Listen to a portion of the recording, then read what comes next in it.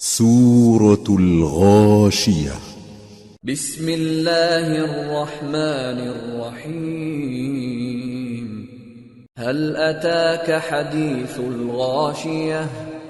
وجوه يومئذ خاشعة عاملة ناصبة تصلى نارا حامية تسقى من عين آنية ليس لهم طعام إلا من ضريع لا يسمن ولا يغني من جوع.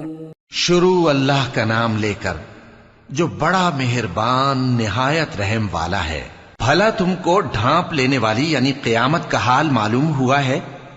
اس روز بہت سے چہرے یعنی لوگ ذلیل ہوں گے، سخت محنت کرنے والے تھکے ماندے دہکتی آگ میں داخل ہوں گے.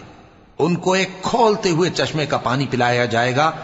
ایک سخت خاردار جھاڑی کے سوا ان کے لیے کوئی کھانا نہیں ہوگا جو نہ مفید غذا بنے اور نہ بھوک میں کچھ کام آئے. وجوه يومئذ ناعمة لسعيها راضية في جنة عالية لا تسمع فيها لاغية فيها عين جارية فيها سرر مرفوعة وأكواب موضوعة ونمارق مصفوفة وزرابي مبثوثة.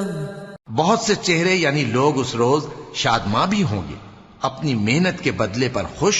بہشت بری میں وہاں کسی طرح کی لغو بات نہیں سنیں گے. اس میں چشمے بہ رہے ہوں گے، وہاں تخت ہوں گے اونچے اونچے اور کٹورے قرینے سے رکھے ہوئے اور گاؤ تکیے قطار کی قطار لگے ہوئے اور نفیس مسندیں جگہ جگہ بچھی ہوئی. افلا ينظرون الى الابل كيف خلقت وإلى السماء كيف رفعت وإلى الجبال كيف نصبت وإلى الأرض كيف سطحت. تو کیا یہ لوگ اونٹوں کی طرف نہیں دیکھتے کہ کیسے عجیب پیدا کیے گئے ہیں، اور آسمان کی طرف کہ کیسا بلند کیا گیا ہے، اور پہاڑوں کی طرف کہ کس طرح کھڑے کیے گئے ہیں، اور زمین کی طرف کہ کس طرح بچھائی گئی.